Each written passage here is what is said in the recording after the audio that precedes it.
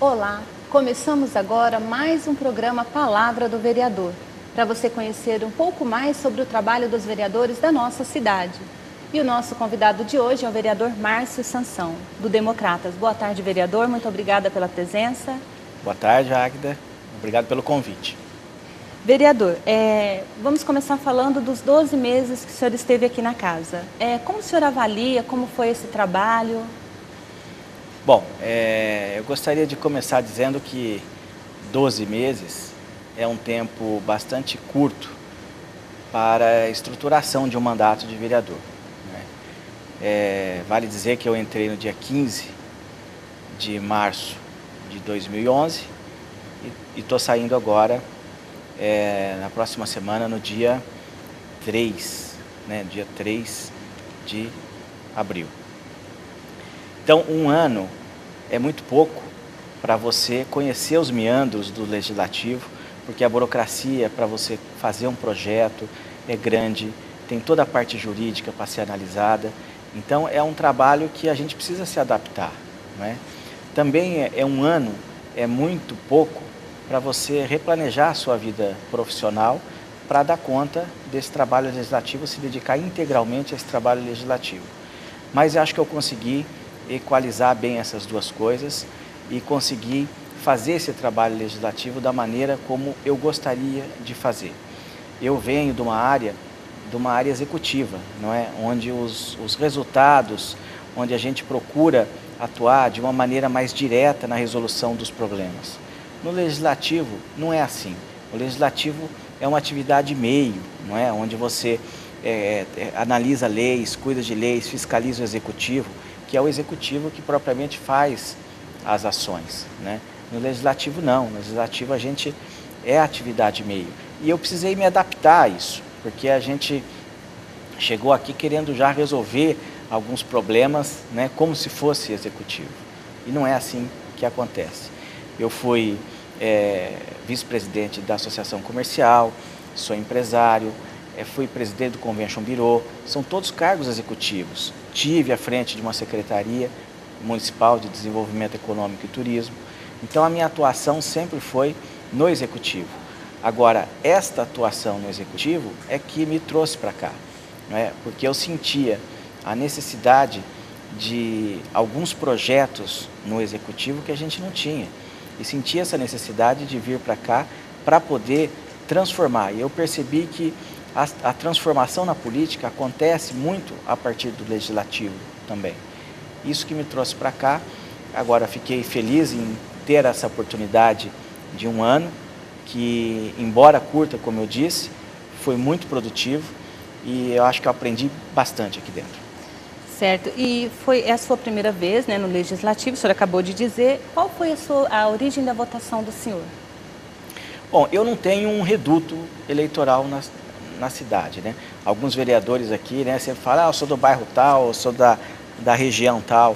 Eu não tenho muito isso. A minha votação, se você pegar a minha votação nessa, que foi a primeira eleição em que eu participei, ela tem votos na cidade toda, não é? E todas as classes sociais também a gente percebe pelos locais. Eu acho que isso se deve basicamente por onde eu atuei, não é? A gente não é só o ser profissional, o ser adulto que a gente é hoje, não é? A gente tem uma história. Quando a gente é apresentado, normalmente ou você se apresenta ou alguém te apresenta, olha, esse é fulano de tal, ele faz isso aqui, ele faz aquilo outro, mas também te apresentam com o seu passado, né? Os seus descendentes, olha, é filho de fulano, filho de ciclana, irmão de um, irmão de outro, família tal. Eu acho que todo esse conjunto contribui para a sua formação como indivíduo, né? Então, a minha votação, ela passa pela área empresarial, onde eu atuei, em empresa da família. Então, parte, sem dúvida, dos amigos da família, dos contatos profissionais que eu tive e que eu tenho como empresário. Eu passei pelo Rotary, sou rotariano, então certamente tive votos no Rotary, que abrange uma boa parte da comunidade. Eu passei pela Associação Comercial, fui vice-presidente da Associação Comercial, então uma boa parte dos votos vem da classe empresarial. Eu fui presidente do Convention Bureau, que é uma associação que congrega empresas que atuam no turismo, então com certeza teve votação daí também.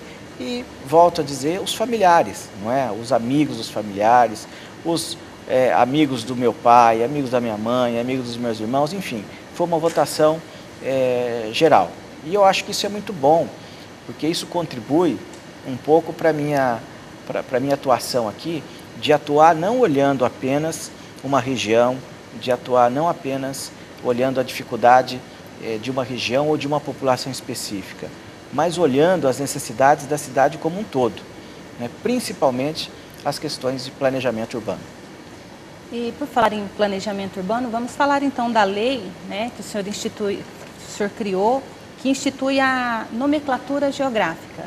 Você fala um pouco disso? Sim, essa é uma lei que pouca gente entendeu, essa lei. Mas eu vou trabalhar daqui para frente para que o Executivo trabalhe essa lei da maneira como nós pensamos, né? Ela é explicativa, no texto da justificativa está bem claro o que é, mas é uma lei que tem pouco alcance para a população. Mas eu julgo uma lei super importante do ponto de vista de planejamento urbano. Qual é a essência da lei? Ela divide de maneira objetiva e clara a cidade nos 4 quadrantes, ou seja, o que é região norte, o que é região sul, o que é região leste, o que é região oeste. Aí, se eu te perguntar hoje se você mora na região, que região você mora, muita gente fica em dúvida, não sabe se é norte, se é leste, oeste, não é? Se é sul, se é leste, oeste. Então, aí você pode dizer assim, mas para que serve isso? Hoje, eu vou dizer para você que não serve para nada, mas ao instituir isso, ao a cidade ter essa divisão, a gente pode começar a planejar a cidade e olhar a cidade nesses 4 quadrantes separadamente, para, por exemplo, verificar quantos equipamentos de escola tem na região norte, tem na região sul, na região leste, na região oeste, quais equipamentos de lazer tem em cada região, qual a população de cada região, qual é o perfil de cada região, e começar a discutir política pública específica para cada região dessa. Hoje não está sendo feito isso. A gente vê muitas vezes os próprios vereadores aqui, a população também, dizer, por exemplo, que falta vaga de creche. Mas falta de vaga de creche onde? Em qual região é mais carente? Não é? Então, às vezes, a prefeitura faz uma creche numa região em que não falta creche. Então, isso possibilita uma fotografia mais exata de cada região. Hoje não tem isso. Mais uma coisa, prepara a cidade, nós já somos uma cidade com quase 500 mil habitantes, já prepara a cidade para a divisão de administrações regionais. Hoje, como a gente não tem isso, também não dá para você, de repente, colocar um gestor público para cada região. As subprefeituras, é isso? Subprefeituras, por exemplo. Mas eu acho que antes de subprefeitura, porque a subprefeitura cria toda uma estrutura administrativa, cria mais cargos, enfim, engessa um pouco e incha a máquina do governo, porque tem que ter lá normalmente tem um prédio, enfim, vem investimentos demais. Eu acho que antes de a gente instituir subprefeitura, nós poderíamos, por exemplo, instituir gestores, né, ainda vinculados à prefeitura, mas gestores da região norte, gestores da região sul, onde essa pessoa fica mais íntima dos problemas daquela região. Então essa lei, ela vem simplesmente, parece que é pouco isso, mas não é. Se você perguntar outra vantagem, outra possibilidade, do ponto de vista imobiliário, né, do próprio mercado imobiliário, o mercado imobiliário se organizar, né, para ver o que é região norte, o que é região sul. Hoje tem imobiliárias que anunciam a região sul, mas não é região sul, é região leste, oeste. Então uma pessoa que está chegando na cidade, às vezes é enganada, porque o imóvel acaba se perdendo, exatamente. Sinalização de trânsito, você disse que tem a ver com a localização das pessoas dentro da cidade. Você pode, inclusive a marca Rio Preto, né, que foi desenvolvida, até foi por mim coordenado enquanto secretário de Desenvolvimento Econômico, enquanto também membro do comitê gestor da marca, ela já foi criada pensando nas 4 regiões, né? São 4 cores, né, que mostram as 4 palavras, né? SJRP, cada região com uma cor, né? Isso pode ser transportado para a sinalização de trânsito, né, onde através da cor você sabe que região está. Mas eu acho que, sobretudo, o ponto que eu queria focalizar em relação a isso é a possibilidade de, com a região norte, sul, leste, oeste delimitada no mapa da cidade, a gente ter instrumentos para fazer pesquisa de dados para que a gente possa acertar mais no planejamento urbano. E isso, para nós vereadores, seria de muita valia. A hora que você tiver toda a conjuntura econômica, que é uma publicação excepcional da Prefeitura, estratificada por regiões, norte, sul, leste, oeste, isso é um instrumento de trabalho para o vereador fantástico, né? É por isso que a gente colocou esse projeto. Na integração dos bairros, na questão do transporte, seria mais dinâmico, então? Acho que sem dúvida. Por exemplo, se eu te perguntar agora quantos terminais de ônibus tem na região norte, né? A primeira pergunta que você vai fazer é falar assim, o que é região norte? Da onde para cima? Porque região norte se convenciona a falar da linha do trem para cima, não é? Mas não é isso, não é? Tem a região leste que tem uma característica diferente. Então acho que a gente precisa ter, Águida, os números muito bem definidos, quantas creches nós temos em cada região, quantas escolas, quantos pontos de táxi, não é? Quantas áreas de lazer nós temos, e aí vai extrapolando quantas unidades de negócio, quantas padarias nós temos em cada região, quantas ruas de comércio nós temos. Isso direciona o planejamento urbano e faz com que as leis que cheguem a essa casa possam já vir dentro da análise desse critério, porque não adianta nada você ter uma região muito bem alimentada em todos os termos de serviço urbano e até de aparelhos econômicos e outras regiões pobres em relação a isso, né? Então, a hora que vier uma análise aqui de um bairro novo, por exemplo, aí entra a questão das inclusões de áreas no perímetro urbano, né? Ninguém aqui é contra, né? A gente tem batido muito nisso, nesse 1 ano, de maneira bastante forte, e ninguém é contra a inclusão de área no perímetro urbano. É isso que faz a cidade crescer. O que a gente tem debatido durante esse 1 ano todo e tem batido muito firme nisso, é que da maneira como está vindo, causa um problema de planejamento urbano, que tem a ver com essas questões da região. Quando você entra com uma nova área para ser aprovada aqui no perímetro urbano, significa que ali está nascendo um novo bairro, não é? Um novo loteamento. E esse loteamento vai vir acrescido do quê? Quais as necessidades que esse loteamento vai gerar? Isso não tem sido debatido aqui. Absolutamente. Só vem de um proprietário, um vereador é escolhido para apresentar essa área, sem nenhum debate técnico sobre quais as necessidades de transporte público, de serviços públicos aquela área vai gerar. E o que a prefeitura está pensando sobre essas necessidades. Isso não vem absolutamente. Com isso a gente cria problemas, né? Vou citar agora, por exemplo, o Parque da Cidadania, que é um loteamento enorme, que foi uma conquista da prefeitura, uma conquista das pessoas que receberam, ótimo, mas ele tem que vir com planejamento urbano, porque senão ele de imediato gera violência, de imediato gera transtornos para quem tem que locomover os seus filhos de uma hora para outra. Talvez esse caso não tenha sido, não tenha dado tempo de planejar isso em função da oportunidade que foi aproveitar esse programa, que é um programa do governo federal. Mas a maioria dos casos que passa por aqui tem tempo, né? Dá para discutir essas áreas um pouco melhor e preparar aquele lado da cidade ou aquela área que vai ser inserida no perímetro urbano com os serviços públicos necessários. Ok, vereador, e ainda falando em necessidades, o senhor criou o programa Primeiro Emprego, né? Do jovem de 16 a 24 anos. Quando o senhor criou essa lei, no que exatamente o senhor pensou?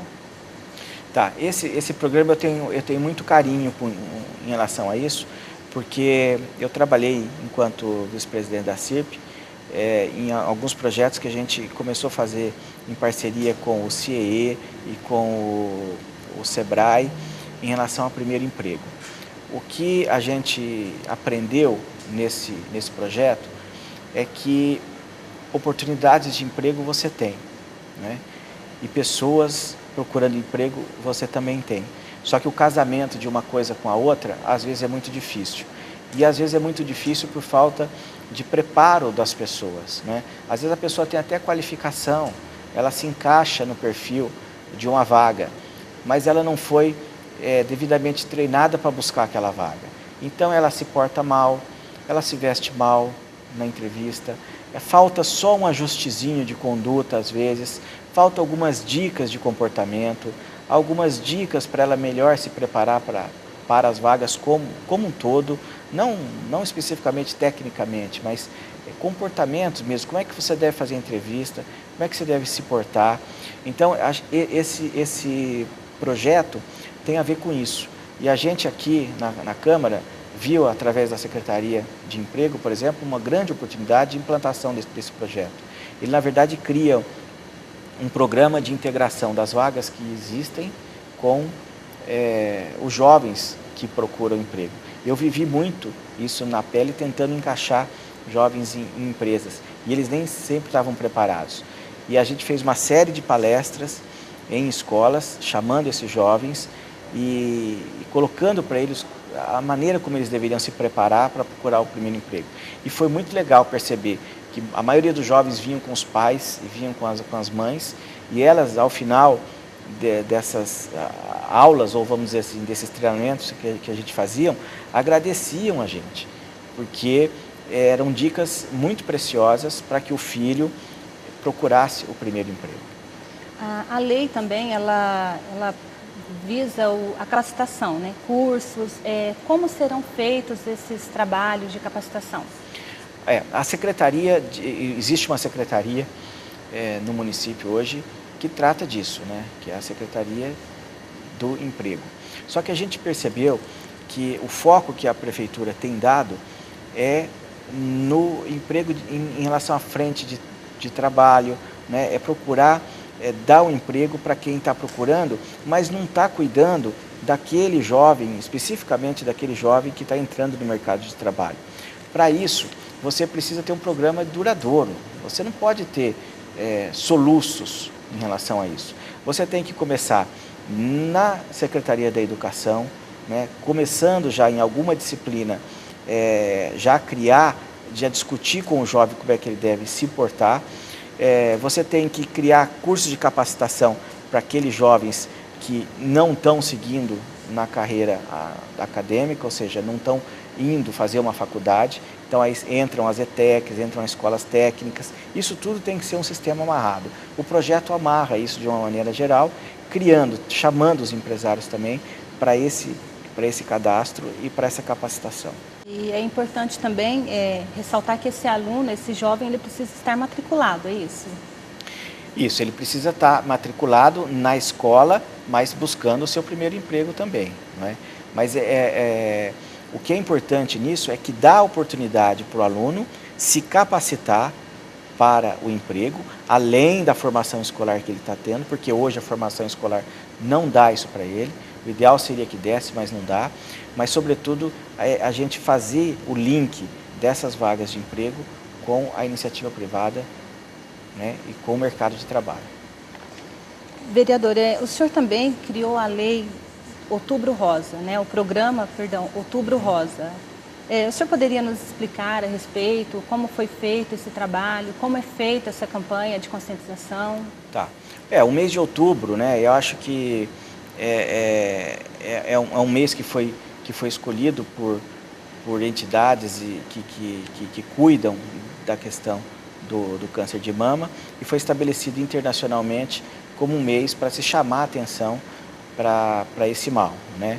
Então esse mês é o mês que os debates acontecem, é o mês que os programas são intensificados, programas de combate e prevenção são intensificados, e isso já pegou, né? Isso é muito importante.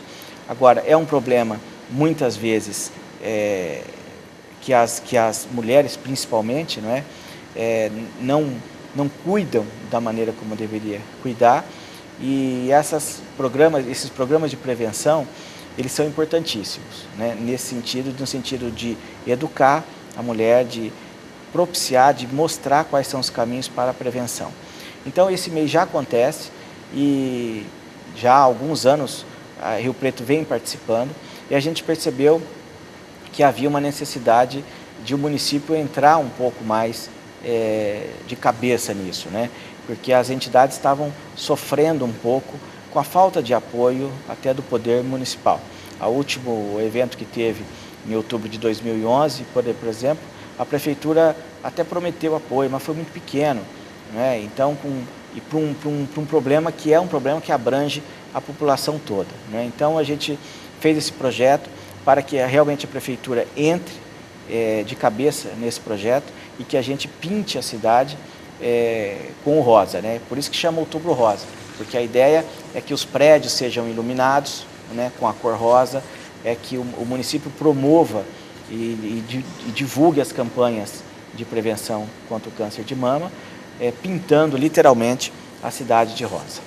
Durante esse programa, o mês de outubro, serão oferecidos os exames de mamografia, né, que é o diagnóstico mais preciso para o câncer de mama? O projeto não chega nesse detalhe, né? Ele só fala que realmente o poder público deve dar apoio para essa campanha e participar ativamente nisso.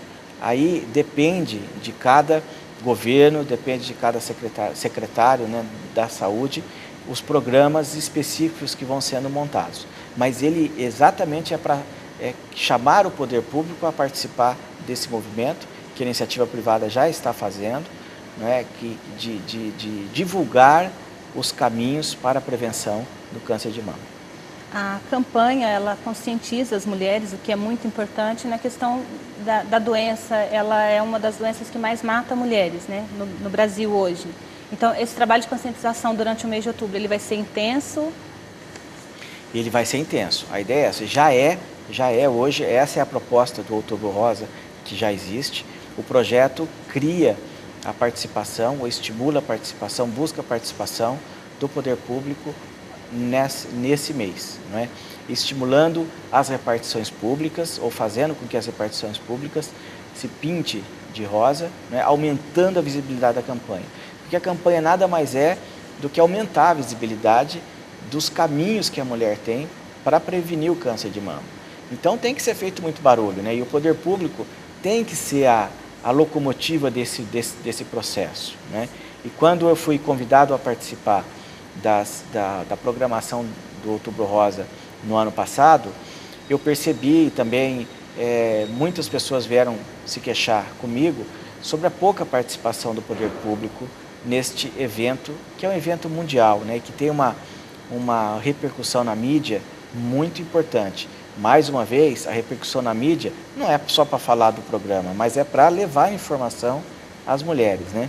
Então a gente criou esse projeto e passou por todos os vereadores, a quem a gente agradece a votação maciça que teve, justamente porque ele é importante na medida em que força, vamos dizer assim, a prefeitura a entrar e a promover a divulgação dos serviços de prevenção do câncer de mama.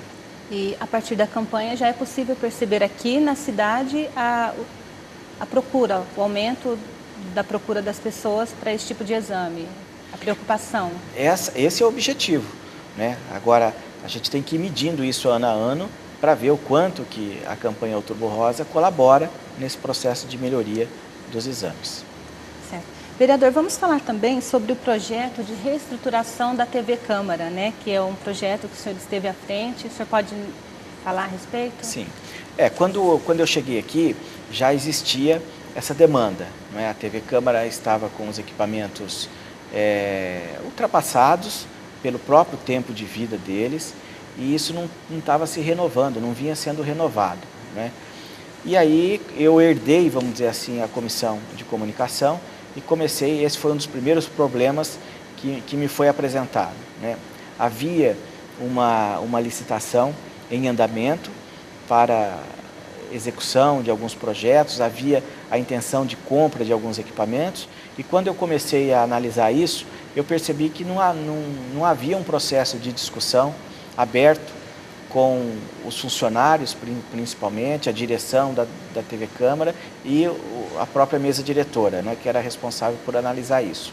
O que eu acabei fazendo foi isso, estabelecer esse processo de discussão, esse diálogo, para que a gente pudesse entender bem qual que era o projeto e quais eram as necessidades da TV Câmara e, a partir dali, priorizar as ações.